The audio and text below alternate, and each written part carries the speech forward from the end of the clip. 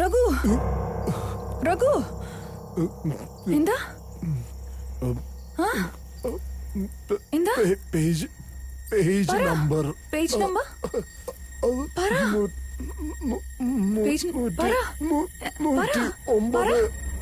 എന്താ പറ രഘു രഘു ജ്യോതി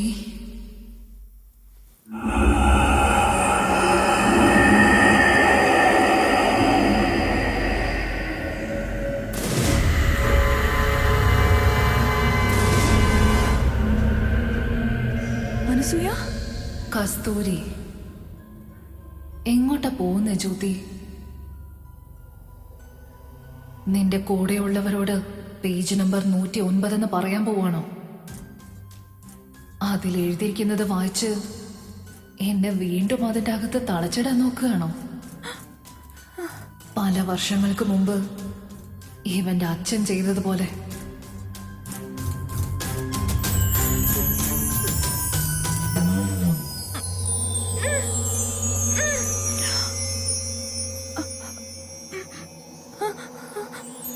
ഈ ഫോട്ടോയിലുള്ള വീട് എവിടെയാ ഉള്ളതെന്ന് എനിക്ക് നന്നായിട്ട് അറിയാം.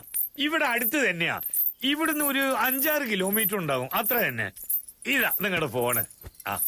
എന്താ ഇതിൽ പ്രധാനപ്പെട്ട കാര്യം എന്താന്ന് വെച്ചാ എന്റെ യജമാന്റെ അമ്മ മരിച്ചുപോയി. അവർക്ക് കർമ്മങ്ങളൊക്കെ ചെയ്യേണ്ടി വന്നു. അതാ ലേറ്റായേ. അപ്പൊ ഇന്നൊരാൾ മരിച്ചാ ഇന്ന് തന്നെ ചരമവാർഷികം നടത്തുവോ? ഇവനെ കൊണ്ട് അവര് മരിച്ചിട്ട് 3 വർഷമായി.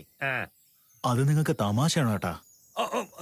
അയ്യോ, ഞാൻ അങ്ങനൊന്നും പറഞ്ഞില്ല സഹോദരാ. രാജ നിങ്ങൾ എല്ലാരെയും ആ വീട്ടിലേക്ക് വിളിച്ചോണ്ട് പോകാൻ പറഞ്ഞിട്ടുണ്ട്. അതിന് കുറച്ച് ചെലവാകും പുള്ളി തരാനും പറഞ്ഞിട്ടുണ്ട്. ഇന്ന് ഞാൻ ഫ്രീ ആയതുകൊണ്ട് നിങ്ങൾ എല്ലാരെയും അങ്ങോട്ട് കൊണ്ടുപോകാന്ന് വിചാരിച്ചു. അതിനാ ചിരിച്ചേ. ഇതെനിക്ക് തമാശയായി തോന്നുന്നില്ല കേട്ടോ. ആനന്ദ്, ഇവനും കൂടെ ഇടയ്ക്ക് കയറി.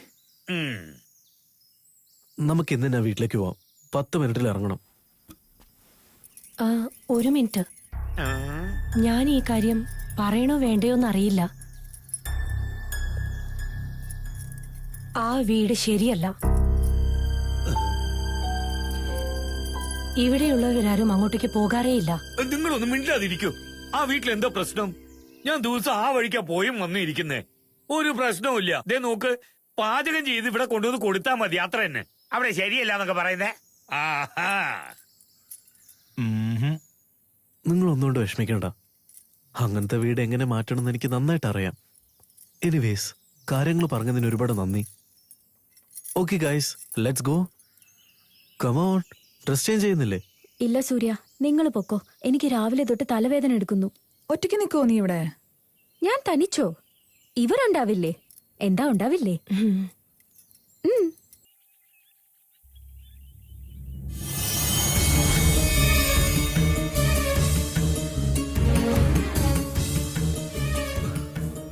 നിന്റെ ദൗത്യം ഇതോടെ തീർന്നിരിക്കുന്നു കട്ടപ്പ. ഇനി എന്റെ കാര്യങ്ങൾ തുടങ്ങാൻ പോവാണ്. വീട്ടിലേക്ക് പൊയ്ക്കോ. നിന്റെ ഭാര്യയും കൂട്ടിക്കൊണ്ട് എങ്ങോട്ടേക്കെങ്കിലും ദൂരേക്ക് പോയി ജീവിക്ക്.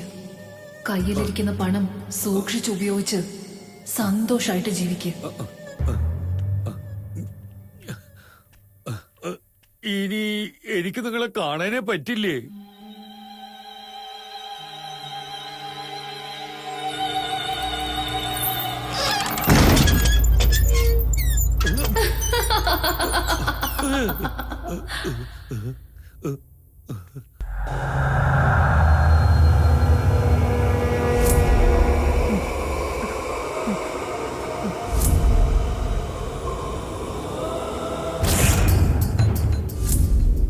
എന്തുകൊണ്ട് നിനക്ക് കസ്തൂരി മഹൽ ഇഷ്ടപ്പെട്ടില്ല? ചോദിച്ചു കേട്ടില്ലേ?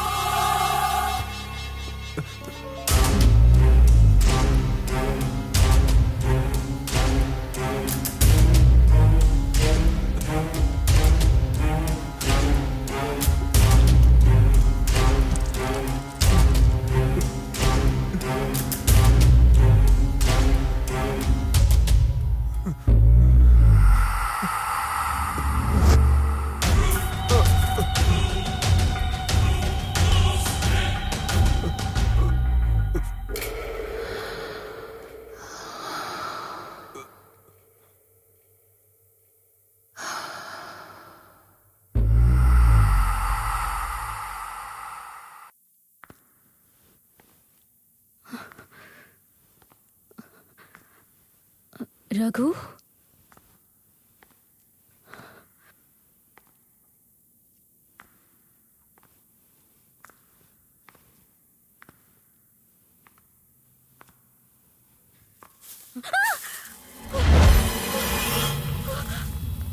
രഘു രഘു സൂര്യ സൂര്യ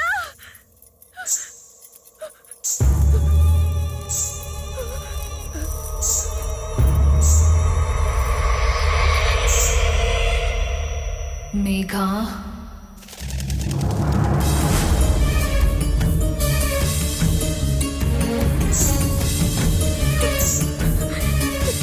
രഘു അവൻ എന്റെ ജീവൻ എടുക്കാൻ വേണ്ടി വന്നതാ.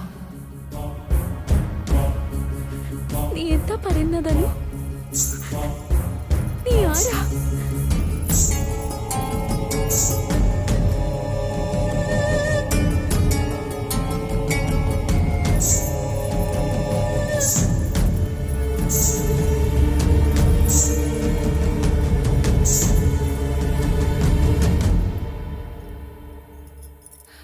നിനക്ക് എന്റെ ആതിഥ്യെ വേണം, ശരിയല്ലേ?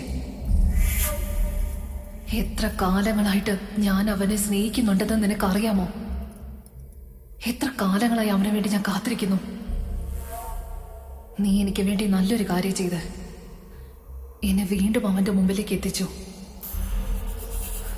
അതിന് ഞാൻ നിന്നോട് എപ്പോഴും കടപ്പെട്ടിട്ടുണ്ടാവുമെന്ന് പറയുമെന്ന് വിചാരിച്ചു അല്ലേ? ശരിയല്ലേ?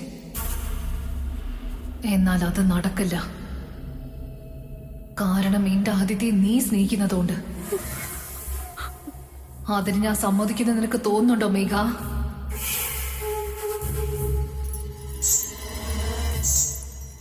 ആദിത്യ ഇന്നും എന്റെ മാത്രമായിരിക്കും. അവൻ എന്റേത് മാത്രമാണ്.